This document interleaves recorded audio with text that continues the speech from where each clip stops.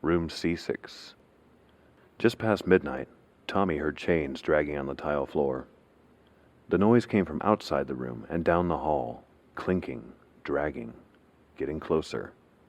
3 rooms down, then 2, then 1. Something waited at the door. He hit against the opposite wall, knees to his chest.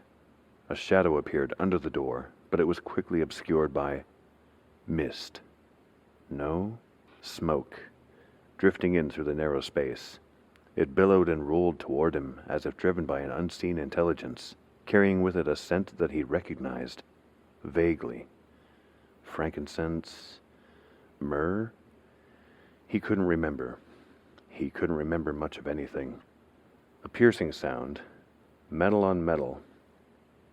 The thing outside wanted in, but the door was locked. That was, after all, what you did with crazy people. Lock them up and throw away the key. And Tommy was most definitely crazy. Wasn't he? He closed his eyes and tried to remember.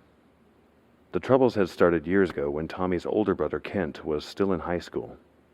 It was an awkward time for Kent, and in many ways he was still trying to figure out who he was, what his preferences were. He had kissed a boy after the football game, and the news had spread. The local church, Dartmoor, had gotten word of it, and they initiated a campaign on social media warning that God would punish him. They said the earth would be cleansed of sodomites. They said Kent would incur God's wrath. Dartmoor was a Baptist church, but the Baptists had denounced them. They were known to be a hate group. Most of their so-called congregation were members of the same inbred family. They were a black mark on the community, and most everyone in the small town knew that and kept them at arm's length. Eventually, the media assault subsided.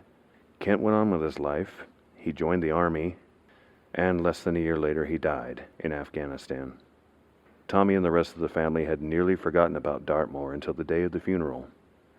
They protested Kent's funeral, standing on the road outside the cemetery with signs that announced God hates America and God hates homos.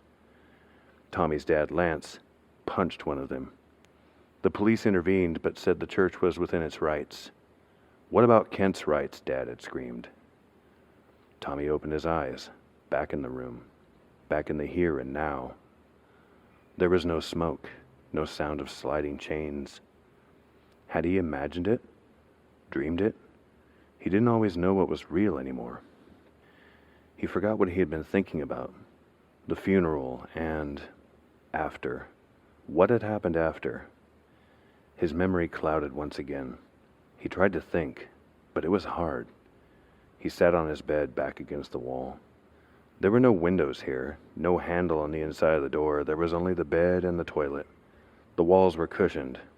It was a punishment, because Tommy had acted out. The next step, they said, would be a straitjacket. He tried to remember the incident. Was it yesterday? The day before?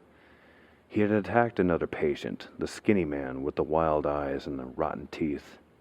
He had come so close that Tommy could smell his rancid breath, and he said, "Lack of parental supervision. That's the trouble, see? Boy needs his daddy. Daddy keep you in line, son." Bend you over his knee, and that was when Tommy had attacked him, pushed him to the ground, pounded his chest and face. The men in white had stopped him before any real damage had been done, but it was enough. Enough to get him sent to the personal safety room. Had he slept? He thought so, but he couldn't be sure. Maybe sleep would help. He laid down and soon felt a soft rumbling through the metal bed frame. If he listened closely, he could hear the sleeper train blowing its whistle, like it did every night, before the chains and the smoke. Midnight. Always at midnight. Sleep. Get some sleep, he thought. But then it happened again. The sound of the chains getting louder. Tommy sat up, got to his knees and watched. Waited. A shadow again under the door. Smoke coming through, carpeting the floor. And beneath it, movement. The floor came alive. And then he saw them. Scurrying up the walls, bugs. beetles and cockroaches, spiders, centipedes, millipedes, and freakish insects he couldn't even put a name to. Tommy was terrified of bugs. Always had been. He scooted back on the bed as they closed in on him from every direction, covering the walls, dropping from the ceiling. He wailed and cursed and stomped and smashed, but there was no stopping them. A red centipede slithered up his pant leg, and he was sure that this was the moment his mind would finally break, shatter, like a piece of fine crystal. He swatted at his body, felt them pouring over him, becoming a second skin, trying to pry open his eyelids or wriggle into his nostrils or burrow down his throat. Choking and sputtering, he fell to the floor. And just like that, they were gone. He tried to catch his breath, scanning the room, but there was no sign of them. He looked down at his ripped clothes, red and bruised skin, bruised from his own thrashing. Had any of it been real? Something flitted through his mind, a fragment of memory, something about confronting fear. There was more meaning attached to it, but it was gone, beyond his grasp. Later, he told himself, he could remember later. He was so tired. Tommy crawled back into bed and fell asleep. He dreamed of fire, flames, hypnotic and destructive. The flames were connected to a memory. The church, now he remembered. In return for Dartmoor protesting his brother's funeral, Tommy had set the church on fire. It hadn't burned to the ground. Only one wall and part of the roof had been consumed before the firefighters arrived and extinguished the blaze. There had been an investigation, and at the convenience store, security camera footage of Tommy purchasing cans of gasoline. The investigators had questioned him, but the evidence hadn't been enough to arrest him. It was a good thing. He had just turned 18 and he would have been tried as an adult. He hadn't gone to jail, but the church knew. One night when they had shown up in the front yard with torches singing hymns of God's wrath, Dad had chased them away with a shotgun. And then, what happened then? Outside here at the train whistle, midnight. Dad had disappeared sometime around midnight. The memories flooded in now. Dad had been on his way to a security job at the junkyard. They found his car at the side of the road at 12:30, the engine still hot. Weeks passed, and the police said they had no leads, so Tommy had gone to the shop. Over the tracks and under the bridge, Uncanny was its name. He had only been inside a few times, but he had heard stories about the old man and the secret room down in the basement, where a person could cast a certain type of magic for the right price. Dark magic, the kind that could even up a score or settle a feud. He had gone, and he hadn't needed to say more than 2 words to the old man. He had disappeared behind a black curtain, and when he came back, he offered Tommy the book, Rites, Rituals, and Incantations. Back in the here and now, out in the hall, the sound of chains dragging on the floor. It was coming for him again. He remembered the basement where the old man had taken him. The chains coming closer. There had been strange symbols on the floor, candles, incense. Beneath the door to room C6, smoke poured in. A host of insects swarmed amidst the mist, across the floor and up the walls. The man at Uncanny had guided him through the ritual, the summoning, but in order to prove worthy, he had said Tommy must face his fears. He had brought out a basket. In it had been cockroaches and beetles and spiders. Tommy fought his terror, plunged his hand in, passed the test. The summoning had begun.